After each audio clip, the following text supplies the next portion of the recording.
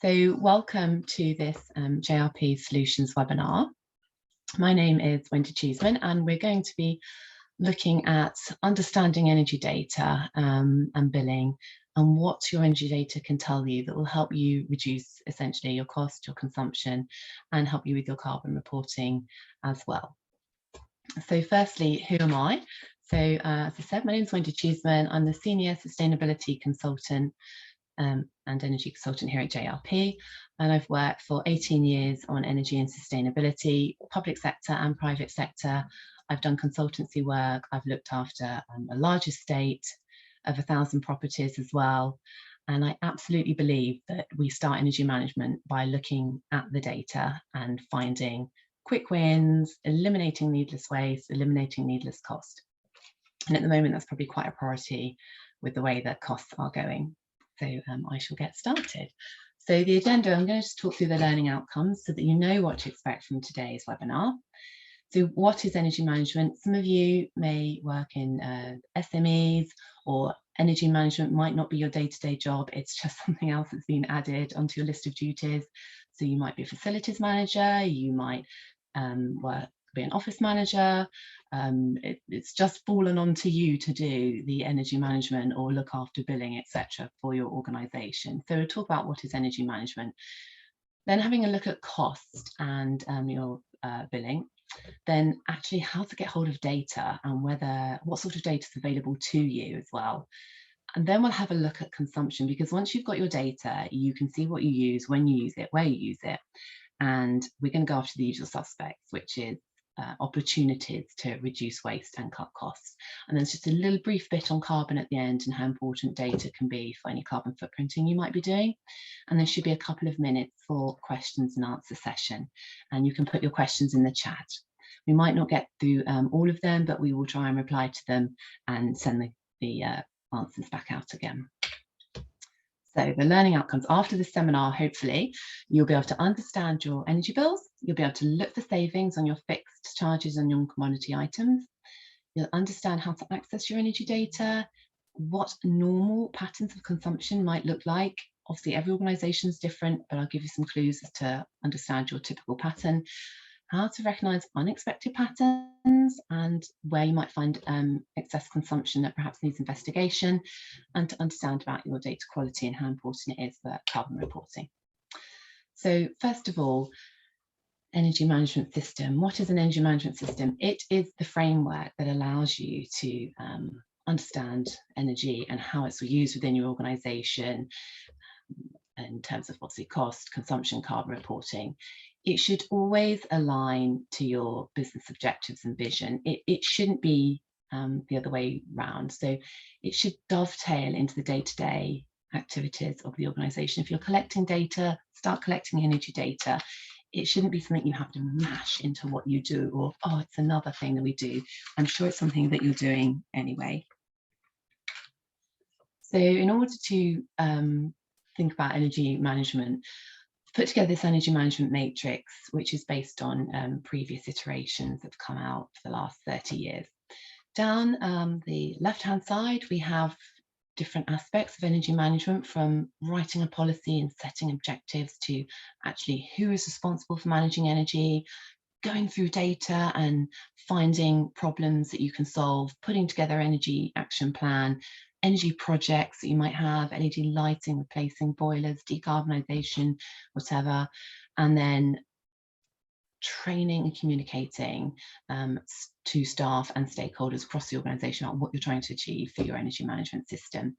Measuring and monitoring any progress. If you've done an activity, you can measure and see that you've got reductions, and then review and reporting. So if you have a look at this matrix, if you want to quickly run through it, do you want to just make a note, if you can, of the typical score that you would achieve, that you're going to achieve in those categories? So does someone just pay the bill, or is some specific person actually responsible for energy, which would perhaps be 2, or is someone also then supported by others, which would be a score of 3? So if you just spend a moment looking at this matrix and just quickly jotting down the typical score that your organisation would have. So I'll just give you a moment to do that. I tend to find that many organisations have tried some energy projects, whether it's LED lighting, updating another bit of kit, HVAC kit, whatever. But perhaps some of the other aspects early on have been missed. So I don't know if you can just run through that. And then whether you actually report back on any savings that you've done and whether you do any analysis. So we had LED lighting put in. Did we then have a look and see if it made a difference? Or did we just look at our bills and they seem to have gone down? Or did we actually look at the hard data? Hopefully you've had a moment or two, and we can send this matrix out if that helps at all. So a quick question. So just going to pop a poll into the chat. I'm going to ask, what score did you actually typically achieve for that matrix? Was it 1, 2, 3, or 4?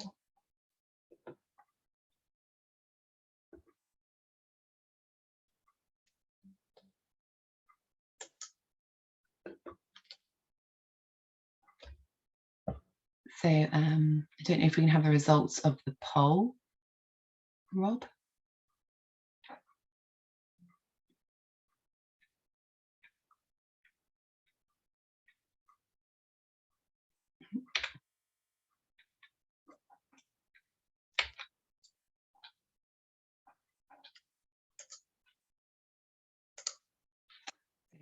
Can't see the results of the, oh, here we are, sorry, in the chat, perfect.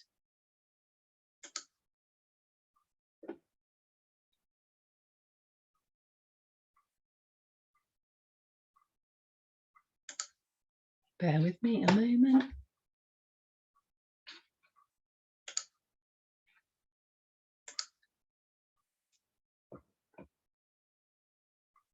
I'm so sorry, I can't see the results of the poll. However, what I tend to find is that most people score between 2 and 3 for a lot of these aspects, and things that organizations tend to do really well is to actually do energy projects. So it's a no-brainer to think about putting in LED lighting, for example. It's a no-brainer to think about putting in time clocks on heating, this kind of thing. But it can often be that that decision was done through a quick look round, a quick survey. It perhaps wasn't a data-driven exercise. So areas to work on are always thinking about actually who's responsible, what is it we're trying to achieve, what is the objectives. Obviously we want to reduce costs and reduce consumption. Did we go through our data to identify these projects, or did we just have a quick look round and think about what it is that we might do? And once we did the energy project, did we actually review our data and then see if we could see a quick and obvious reduction, or is it just we waited till the bills came in to see if they went down? So it's that kind of thing. It's thinking about actually doing a bit more of a data-driven decision making with some of the projects that we do. Just a word about energy policies. I have seen lots of energy policies before, some of which can be up to 10 pages long, which are probably more akin to the length that you'd have a procurement policy. It really just needs to be a simple statement, a statement of intent, what the policy covers, who's responsible, what you're going to achieve. And I've done just a short sample one here so that you can see what that would look like. It's very simple, and when you see the recording later, you might want to use some of this policy as an example in which to produce your own. So I'm going to ask you again in another poll, hopefully I can see the results. What was it that you actually scored for that row on data analysis and setting a target? So I'm going to ask you, Dan, if you can just remember what you scored for that line in the matrix.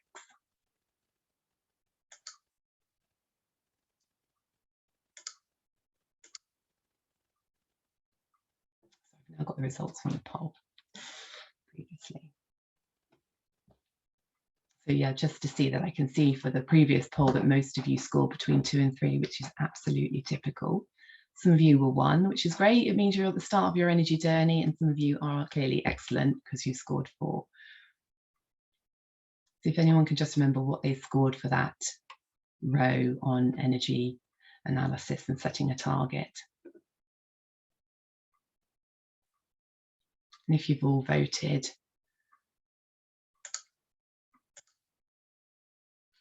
sorry.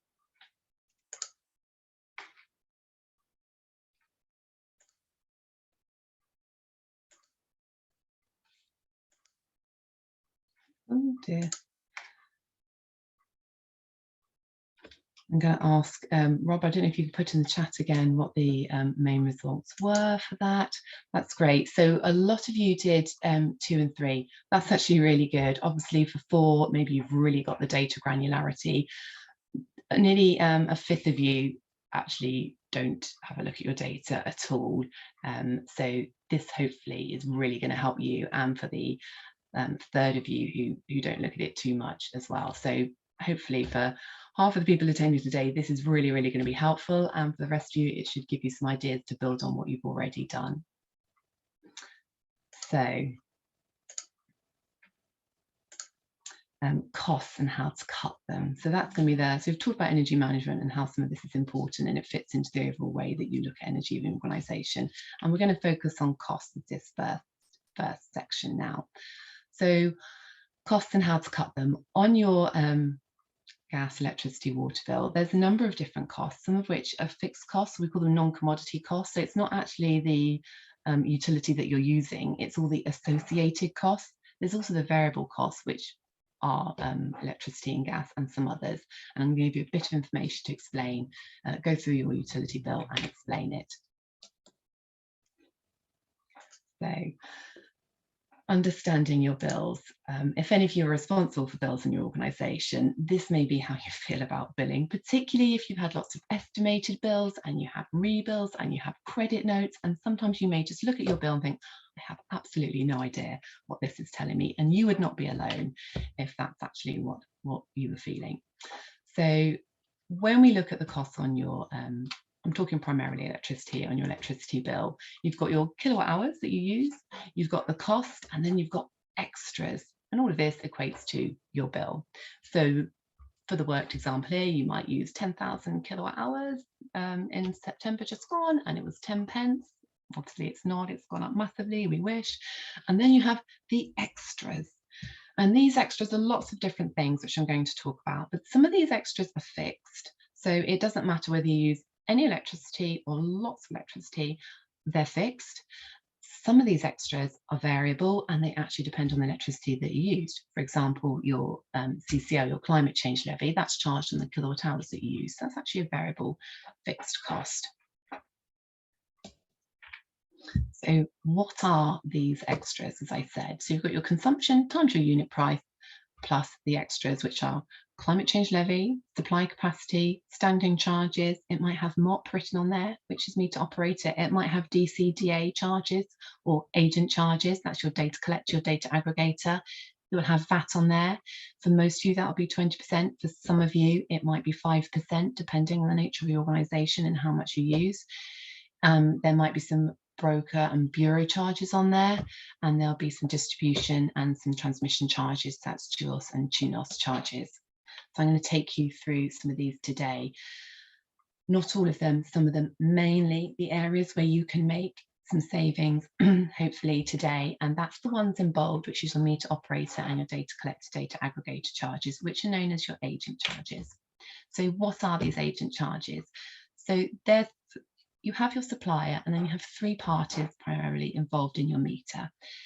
These agents will be either appointed by yourself, which you might have done under contract, or you might have nominated, or if you're not too sure what any of this is, it's likely that your supplier has nominated these for you, or your broker has appointed them. So the meter operator, you're looking at quite a variation in charges, from £170 a year up to £750 a year. And I've just got here an example of a contract that somebody I work with has signed up to. Because they signed up for 10 years, they pay £170 per annum. I have another customer that signed up for 1 year with somebody else, and it was £750. You can actually see on this quote, it was £627 if you just signed up for 1 year. If you signed up for 10 years, that cost went down to £170 annually. That's a huge difference. So if you know you're going to have your supply for the next 10 years and you're not going to move your office building, consider actually going into contract for your MOP and considering a long-term contract, and you will save, as you can see here, between £400 and £500 annually just by changing your meter operator. For your data collector, again, charges can vary between about £150 to £500 a year, depending on who you pick. And again, for your data aggregator, between £20 and £150 a year. So these agent charges, they vary quite a lot, but actually you're paying for exactly the same service. So if we look at some of them differentiate themselves with additional extras, but ultimately you're paying for the same service. And I should probably just confirm that the meter operator actually looks after your meter, and then your data collector and data aggregator are responsible for providing consumption for billing and providing consumption data to the national grid. So, looking at the variable costs in the non-commodity area, some of these are linked to your consumption. So for example, your climate change levy, that is charged on the number of kilowatt hours that you use, as are the VAT. Obviously, that's just a proportion of your bill. So if you actually cut your consumption, if you cut your kilowatt hours, you will also cut some of these other variable costs or extra costs at the end, because they relate to the amount of kilowatt hours that you use.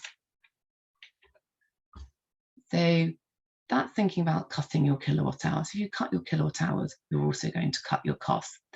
If you then look at the unit price, so here I've got 10p, for example, if you can actually get a 5% cut in price, that's also going to lower your bill.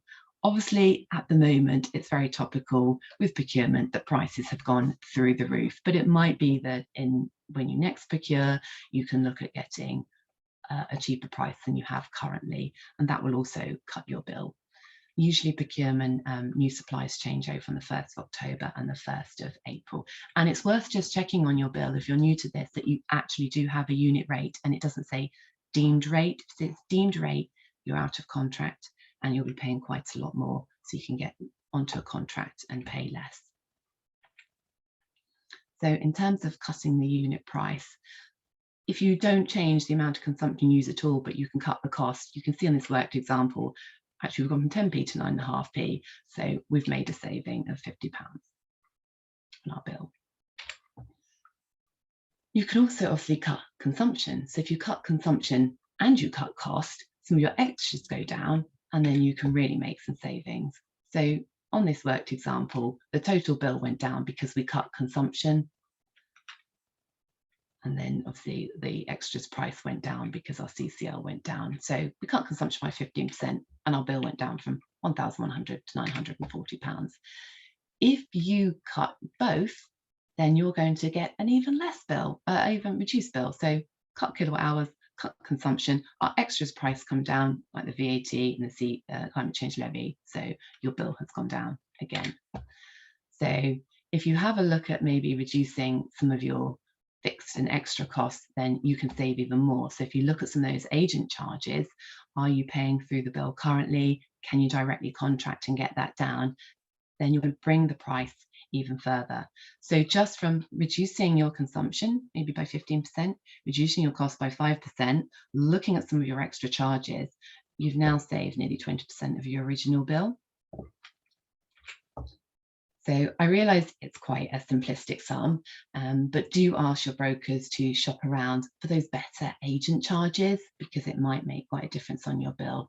I realise some of these are very small bills. Some of you represent very large organisations where you would love to have a bill for £882 and your bills are £4 million a year, for example. But some of you do represent small organisations where actually those agent charges, the extras, can make up a significant proportion of your bill. There's also, of course, benefits of picking your own data collector and your data aggregator, because some of them do have a really good system for accessing your data, and I'm going to talk about that in a moment. But it's worth noting that if your supplier or your broker currently sorts this out for you, you've actually got a middleman, and it might be better to go direct to your data to find a data collector, data aggregator, meter operator. Just to bear in mind as well, for anybody that is a charity, you do pay different rates of VAT for charities, and there's also a threshold for gas of 400 sorry, 4,397 kilowatt hours used in a month. If you use less than that, it's considered a domestic amount. So again, you should have reduced VAT of 5% in that month on your bill. So if you are a smaller organisation using less gas and electricity, it's just worth looking at some of these things, or if you're a charity. So we've looked at costs and some of those aspects on the bill. So now we need to think about consumption. Wendy said we can easily cut consumption. Actually, how easy is it? How can we do that? So we're going to talk about that. So your invoice will tell you that's what you used last month. It doesn't tell you much else. It doesn't tell you what did you use on Tuesday morning, what you use at the weekend when the office is empty. So the information I'm going to provide next will help you with understanding that. So obviously, before you can review your consumption, you need to get hold of your data. So we're going to see if there is data available in your supplies, how you get hold of it. Your data belongs to you, so you're entitled to have it. Can I analyze it in 10 minutes, or am I going to get 20 spreadsheets arriving in my inbox? And every time my supplier changes, my data vanishes. So we're going to talk through some of these issues now. So there's the old adage, you can't manage what you don't measure. So if you're not measuring your energy, or you can't see your energy consumption on a day-to-day basis, it's going to be virtually impossible to manage from just having a look at your bill, particularly if you're billed quarterly or you're billed in estimates. So I've got a quick quiz for you. You don't need to do a poll for this. If only you knew where energy was being used. Do you use more on a Friday night or a Tuesday night? Or the same, how can you find out? So do you A, camp out in the office and check everything is off? B, tour the whole site after work and pull out every plug except obviously the fish tank, fridge and server? Or do you request your energy data and access it in a leisurely manner? Obviously the answer is C. So what type of supply do you have and how do you know? So I don't know if anyone has a electricity invoice to hand, or one they can grab quickly or may know off the top of their head. I know some of you will know this off the top of your heads, but you will see these boxes if this is new to you on your electricity invoice. And these boxes always will appear on the invoice, and it tells you your full NPAN. And NPAN stands for Meter Point Administration Number. And the really exciting number on here are the first 2 digits that I've put a red circle around on that top line, which is 00. So if you have 00 on your electricity supply, this is good news. So if anyone does know off the top of their head what some of their supplies are, or have an invoice to hand, quick question, what 2 numbers do you have at the top on that box on your NPAN? So a quick question now, is it number 1, you have 00, is it 1 to 2, is it 3 to 4, or is it 5 to 8? So I'm just going to ask everybody quickly to vote. I know some of you will know this off the top of your head, some of you might have to grab an invoice. Don't worry if you haven't got one to hand, I'm going to explain what all of these are, and there's obviously the recording you can see later to go back and check. So just wait for those results to come in.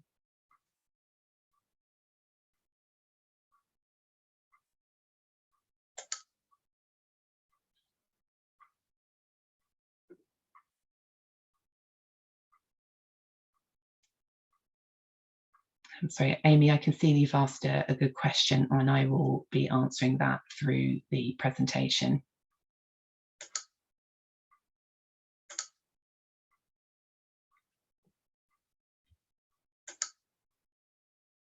So for most of you, you have a 00 profile, and I expect they are those of you who are more used to looking at electricity consumption as you have the larger supplies. So if I just move on, so we'll talk through what those profile classes mean now. So if you had a 01, that's a domestic supply. I know we've got colleges and some schools here today, so you might have boarding accommodation, or you might have residential accommodation. They will typically be 1 to 2 domestic accommodation. and 2 will be economy 7 customers. 3 and 4 is non-domestic small businesses. So those of you who are an SME, smaller offices, lots of retail shops, that kind of estate, you would probably typically have 3 to 4. If you have lots of fire stations, I know some of you might have fire stations in your estate. Again, they might, the smaller ones, non-manned ones, there'll be 3 to 4 profile classes. And then you have 5 to 8. These now need to be changed actually to 00. So if you have 5 to 8 written on your MPAN, they should be going over to half hourly metering, which is a 00. So if you have a double 00 meter MPAN, then this is peak load. So if you're using if you have a demand of 100 kilowatts, then you are a large business. This means as well that your supply is half hourly, and the grid needs to know what your demand is in any half hour, so that it can obviously crank up to meet the demand of large organisations.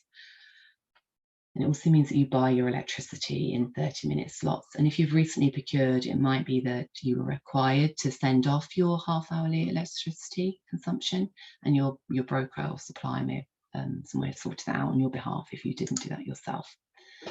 So if you have a 00 half-hourly supply, you have data. This data belongs to you.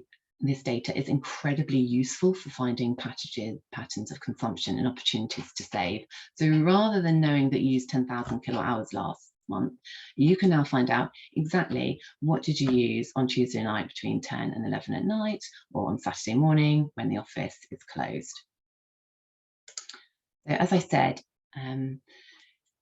if you're half hourly, you can get your data. If you're non-half hourly, so profile class 3 to 4, then don't worry, you can get a meter upgrade, which means that you can get your data in 30-minute chunks. And you may already be able to do this.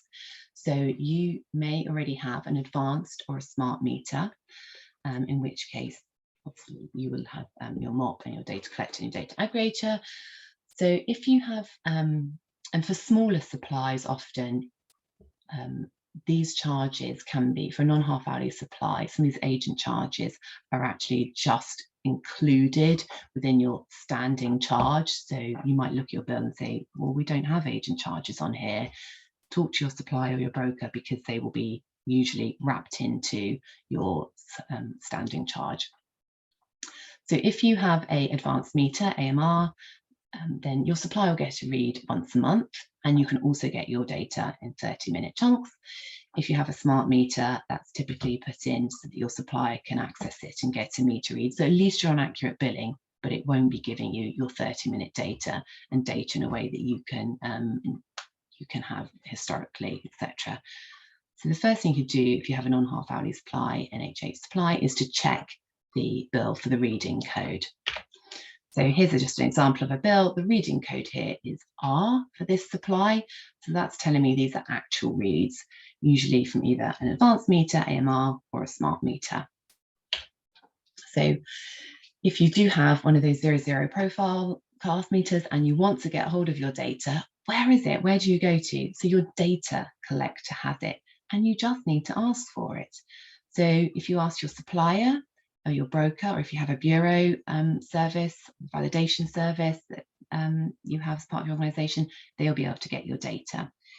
Typically, if you ask your supplier for it, you'll get your data after they've billed, so it might already be a month old. So if on the 1st of September you had an energy saving campaign at your organisation, you might not be able to get hold of that data until partway through October. By then everybody's lost interest, and you want real-time information.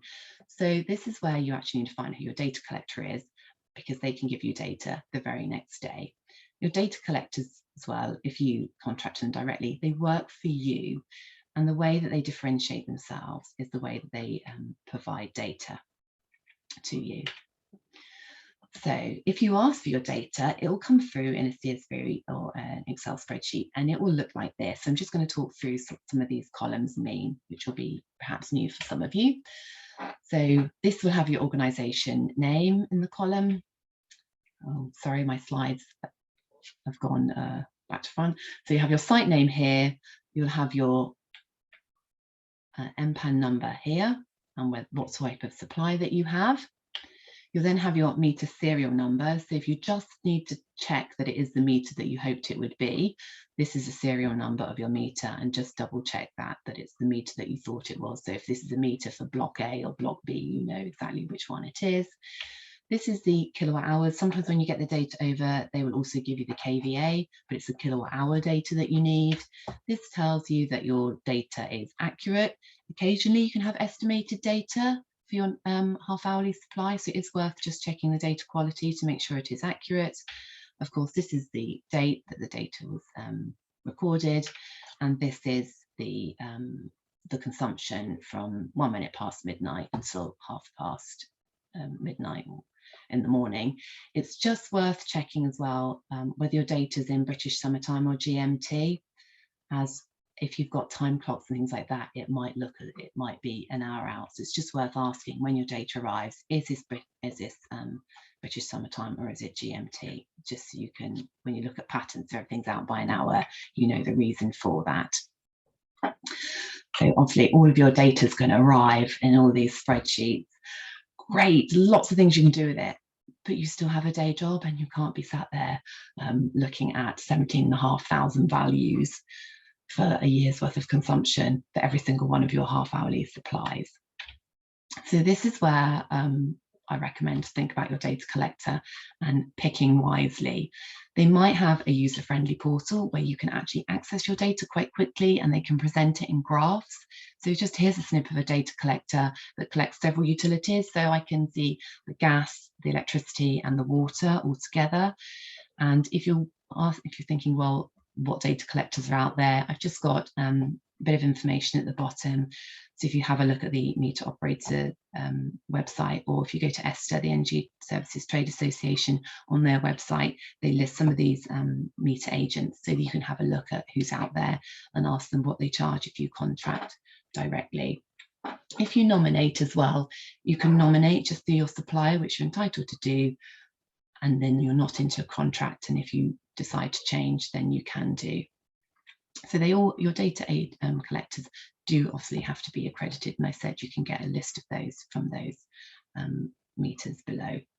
On your gas as well, you can have a meter asset manager, so they will look after your gas, they will look after your meter, and they will make sure that if it's a meter with a pulsed output, that you can actually have a logger attached, or you can get your data from your meter as well. You can get loggers to put onto water supply. So if your water meter is pulsed, if it's quite old, it might not be. If it's a new meter, it will have a pulsed output, and you can get a logger on, and we'll just have a look at some water at the end of this presentation. So obviously, what are the benefits of looking at my consumption? Well, if you look at your own data, we obviously measure in kilowatt hours, we don't measure in pounds. So if you've put an LED, and if you've done an LED installation throughout your building, you're looking at your bill and you're looking to see if it's gone down. Actually, we need to look and see if the kilowatt hours are going down and when they're going down and why they've gone down. So that's the benefit of having your data. It means that you can compare accurately over time and perhaps against weather. It means that if you're looking at data and your meter reads are going off to your supplier, your bills are accurate. And it means that if you have any sort of problem at site, you can see it instantly. You don't have to wait till the bills come in and the bills are really high and you think, oh, I wonder why this would be, particularly something like water if you have a leak. Or if you've got failed time clocks on boilers and on gas supplies, you don't wait until you think, oh, the bills are going up, they're going up, they're going up. Look at your data, the next day, the next week, the next month, and you can see problems and get on top of them quite quickly. So when I visit sites, I often say, you can't save us any money. As you can see, we're in a really new building. We've got a great switch off campaign, or we've got solar panels, so you can't save us anything. We've got an excellent BMS system that controls everything. For those of you who are more used to managing estate, you will be familiar with where I'm sure you can save, cut consumption. But often these are the kind of answers that I get when I say there's potential to save at this site, and I'll show you how you can look in the data to find actually opportunities to save. So the first thing to do is when you get your data, whether you look at your portal and run a report, or you do this on the Excel spreadsheet that you're given, is just run a graph across today and have a look at the profile and know the profile that suits your organisation. All of you run completely different types of estates and have completely different types of building. So have a look at your data and see a profile that fits you. This particular profile is actually for a small school, a small classroom block in a school. You can see the building's open to 8, pupils come in, go out to lunch at 12 o'clock, so the classroom lights are switched off. They go back in, then there's cleaners, meetings, and at 6 o'clock the building is closed. So this profile fits the activities we'd expect at that particular building. But when you look at your data, have a look and say, is this typical for what I'd expect, for what I know the opening and closing hours are of my clinic, my office, my factory, etc., my building. So this particular shape we call the top hat shape. This small, under this black line here, this small consumption blue line at the bottom, if you like, the rim of the top hat, that's what we call the base load. And that's the consumption needed to keep the building going, regardless of whether anybody's in. So it might run your servers, fridges, freezers, fish tanks, if you've got them in reception, that kind of thing. And that's the bare minimum really that's needed to make the building run, regardless of people being in there. So what does your profile look like? Perhaps it looks a little bit more like this, where there's a bit more staggered opening. And then as people leave at the end of the day, leave the office and close off their PC equipment, maybe close down lights in their area, there's a bit more of a staggered end to the day before the building's closed completely. So once you know your profile, we split the day up. We try and split it up in the unoccupied time, which is nobody's in, shoulder time, maybe security have come and opened up, cleaning staff are in, caretakers have opened up, if you've got a school site, etc.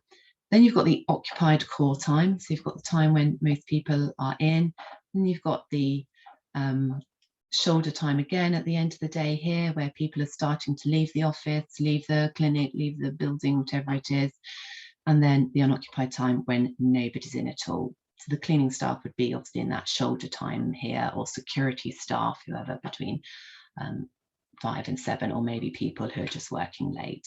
So it's worth understanding what your profile looks like and splitting the day up into when you know your building's occupied. If you have solar panels, etc. at site, this will depress the day consumption, so it's worth thinking about that. It will look slightly different in the middle of the day because the solar panels, when they're exporting or generating, and contributing to your demand, will slightly depress that shape, so it might look slightly different day on day, but obviously at night they're not working. If you have any other sorts of renewable energy as well, this might slightly change. So your base load. So sorry, there's a line gone over this. So the modem in. But if you have a look at this slide here, we had a look at the data for 12 months and we said, okay, what was our average overnight? And this building is closed between 8 p.m. and 8 a.m. So I took out the middle of the day, took that to one side, and we just had a look what happens overnight from 8 p.m. until 8 a.m. the next day. And the two lines, one was the average, where you can see is the blue line, but actually had a look what was the lowest day on the minimum values, and that's the orange line. And between the two, over the 24-hour period, there's 57% difference. For this particular supply, that was actually a cost to the company of £2,400. So why is it that the average is higher than this orange line? What happened on that day? Is that typical? Can I get that to happen more frequently? So we also picked Christmas Day at this particular building to see, well, what happened on Christmas Day? Absolutely nobody was in. And it was higher than the average, which was not expected at all. Who knows what was going on there? Maybe there's a Christmas party being held, but there should have been nobody in this building, and the consumption is higher on Christmas Day than at the lowest day and higher than the average. So if you go and have a look at your office building or a factory, if it's closed down, or whatever building it may be, when you know it is closed down and there's absolutely nobody in, if that consumption on electricity is not really low, then perhaps there's an opportunity there to think, things are being left on. Things are being left on when our building's closed, maybe on bank holidays and weekends when the building's not occupied, or overnight, and we can have a look for potential savings. So this organisation closes down on this week here, as you can see, this last week, and yet there is still this little bump of consumption that I've highlighted in red. And these are the kinds of things, when you strip away day-to-day activity and you look at consumption when there's nobody in a building, you can sometimes find that underneath the day-to-day use are bits coming on and off that perhaps shouldn't do. So this is something that I call holiday vigilance phenomenon. At weekends, I didn't used to see a difference in base load from weekdays to weekends, but maybe if the building is closed for a couple of days, such as the run up to Christmas or New Year or that long Easter weekend with the 2 bank holidays, people tend to be a bit better about switching off. So as we went into the bank holiday period here, the overnight consumption, that red line, had been quite high. We then had the day consumption, but as we went out into the bank holiday period at the end of that day, people have made much more of an effort to switch things off. And really, that should happen every single night if possible. So this is an example where we had a building, and it's actually a school here. So the team went round to try and turn everything off and see what a difference that made. So week 1 was a red line that was just used as a reference period. The following week, staff were asked to switch things off. As you can see, there's absolutely no difference at all. The red and the blue line mirror each other. On the 3rd week was when staff actually went round the team and switched things off. So between 3:30 at night and 7:30 in the morning, there was actually a 28% reduction overnight. The most interesting thing is that actually, if we ran the data through until through the whole of the following day, the consumption was lower the following day. You can see this green line on the week where they turned everything off, which indicated that actually things were left on day to day to day, potentially. So this is a switch off at another building that I did. See, we started to switch things off at the end of the day when people in the offices went home. So the pink line was the previous week, and the yellow line was when we switched things off. You can see that actually we did the switch off. Consumption over that 24-hour period was about 20% lower. So the following day. So that then says to me, things actually might be left on day after day after day, and people are just not turning things off. So when you get your consumption data and you get that Excel spreadsheet, first thing to do is have a look. What is our average base load? What is our true base load? Is it different during the week? Is it different at the weekend? Is it different on Christmas Day, etc., as I said? And maybe you can galvanize everybody in the office, or ask a team of people, or a security guard and a member of staff, at the end of the day, to go around and do a massive switch off, and then look at your data the next day and see, has that made a difference? If it has, calculate what that difference would be. And then when you report back to your management or stakeholders or employees, you say, actually, if we'll make a conscientious effort to turn things off, we could save X%, X money. And some of you may start reporting your carbon soon, and you're looking for opportunities to save carbon, and you're looking for the opportunities, obviously, to save cost and consumption anyway. This would be a good place to start. So I call it the how low can you go, where you switch off at a building to set your true base load, and list volunteers to move through the building, obviously leave freezers, fridges and servers on. When you've done that switch off exercise and you have a look at your data, how did that compare to your bank holiday? Was it higher or lower? If it was higher, can you guess it lower? How much then came on the next day? Have a look at what it looked like on the following day. Did it go back up to normal use, or was it slightly lower? And then think about setting a target for that out of hours use. If you did get it lower than normal, that needs to be your new normal. So set a target for that. So this site did such an activity, and you can see that over a period of a couple of years, they've managed to bring their average consumption overnight down significantly. This building's actually open until about 10 o'clock at night. Some of yours may well be, some may not. Some of you might operate 24-hour buildings, which I understand would be more difficult to have a look at, but there's still opportunities to do this. This building reduced quite significantly over the 3 years. What we actually did at this building was we got the consumption down from 2016 to 2017. With those savings, they were reinvested into sub-metering on a building by building basis. There's 8 buildings at this site. So that meant we could really hone in and see when there was just a bump in our data and we didn't know where it was. And then we had sub-meters, we knew exactly which building it was, and we could go in, and it was much easier to pinpoint and address the problem with that data granularity. So savings were reinvested, as you see. We then got the consumption down in 2018 to even lower. So sub-metering, it can be expensive, but it's absolute, it can be worth it as well. So once you know how much the potential is to save, you can think about investing further in better data. So I said I'd talk about gas. Here's an example of gas consumption over the course of a month. This is actually at a school, as I know there's schools and colleges here today in the webinar.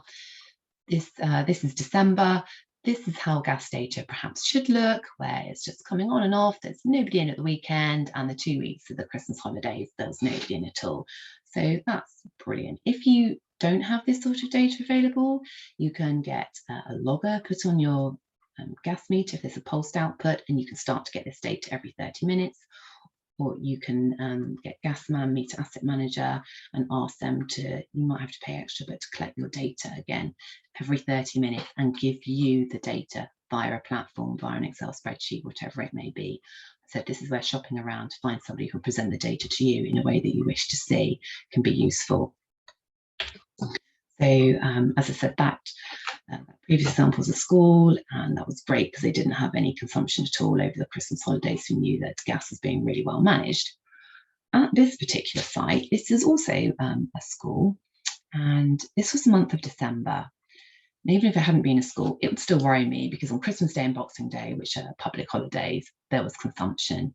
Now, kept talking to the operations manager, there's gas consumption going through the meter. Well, our BMS says everything's off. So we had this backwards and forwards for quite a while where we can see data coming through the meter, the BMS was telling us it was off.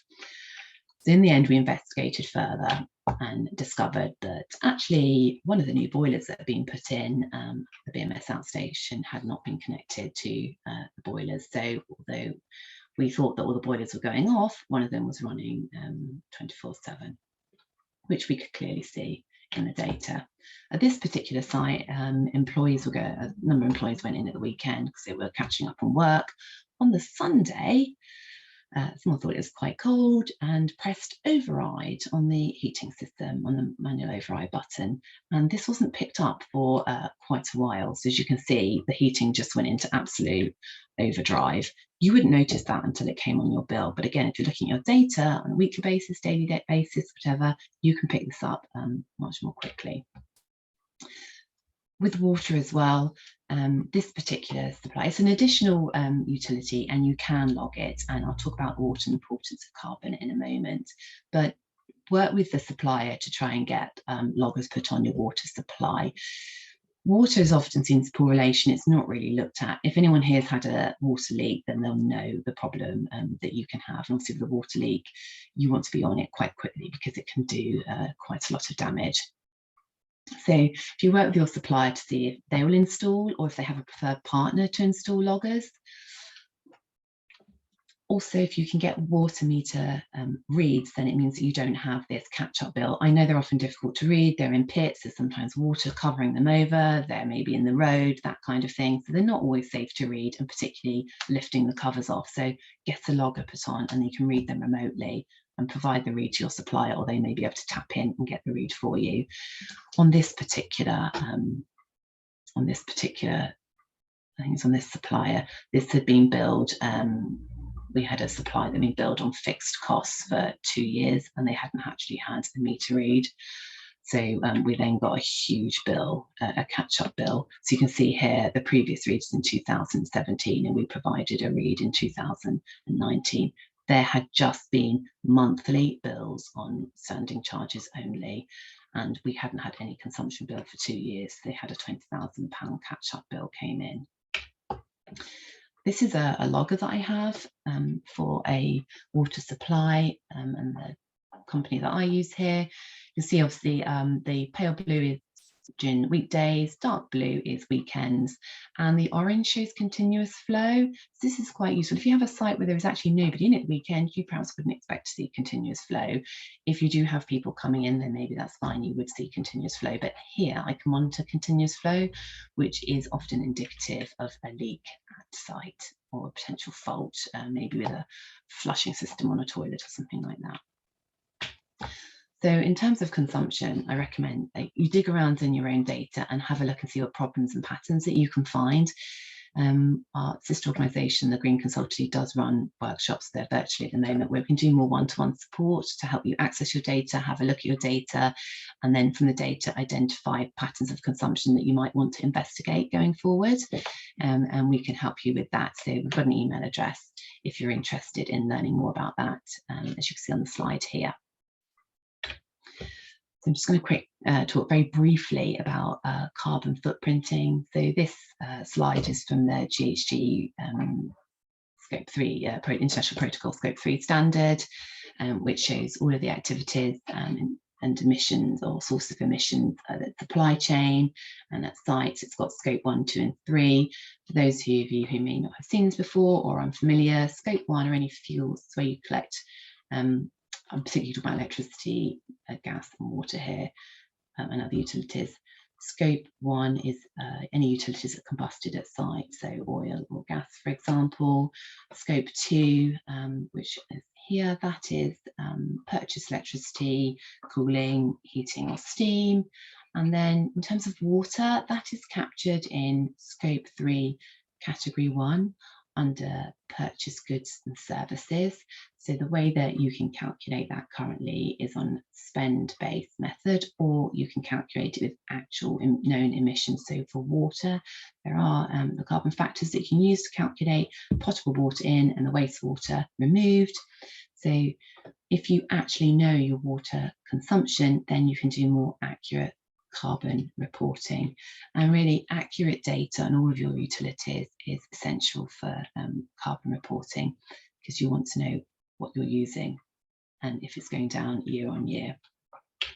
So under for carbon reporting, apologies for the typo there, there's the 5 principles of relevance, completeness, consistency, transparency and accuracy, and really good data, more typos, supports all of these principles. And you want accurate, not estimated data to support these. So in terms of carbon, it's obviously gaining in importance.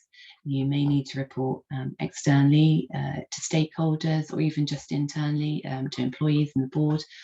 Hopefully you now know how to access your electricity data and know if it's accurate, and if your data is estimated, how you can actually maybe improve it. So if you've got small supplies, you can get advanced meter readers put on their AMRs devices to get better data, and make sure that if you're using billing data for reporting consumption, it's actually accurate, it's not estimated.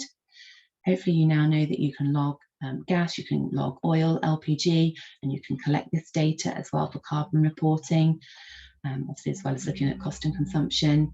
If you're looking to widen your carbon reporting to Scope 3, then you can get loggers put on your water supply, again, so you're not sending people down to have a look at meters that are covered in waterlogged or covered with mud, etc. So you can get much better data, which helps you with your reporting. So hopefully the key takeaways from this webinar are that data underpins all of your energy management activity, and by looking at patterns in your data, you can find projects such as, oh, our boiler is not coming on off as we expected. There's maybe a time clock issue there or something that needs investigating. We've got very high consumption at night. Maybe we need to see what's left on and what can be on a time clock there, for example. The electricity market is much better regulated, and there is better data available because of balancing the grid. You can get your own data by going directly to your data collector and having it perhaps in day +1, or if you can ask your supplier, then you might get it at the month following the month in which it was collected. But that data is available to you and you can access it. Hopefully you can look to save money on your bill by looking at some of those agent charges. You can have all of your data in one place. So if you have somebody who can log your data, log all your supplies, and you can look at one portal, one platform to get all the information. and you can analyse your data to reduce costs, consumption and carbon. So hopefully this has been of interest information and you've learned something from this webinar. And I can see that there's some questions that have come in, so I'm going to quickly have a look. Amy, I know you've asked a question about meter operator data collection, data agent charges. As I said, on non-half-hourly supplies, these are often wrapped into standing charges. Antonio, you have asked what carbon factors do you use for water. So if you just go on the government website and you'll see the DEFRA factors there. And if you go to the, you just need the condensed set, you won't need the full set. And if you can just type it into a search engine to have a look, the spreadsheets will come up. And then if you go across the bottom, you will find the water carbon factors there. You have one for water, one for wastewater treatment as well. So if you have 200 cubic meters coming through, June has answered your question. So for 2021 water consumption, you'd look at the base factors there. You'd look, if you had 200 cubic meters coming through for the year, then you would times that by the two different factors, one for wastewater and one for clean water coming in. I hope that answers your question, Antonio. Does anybody else have any questions before we finish in a moment?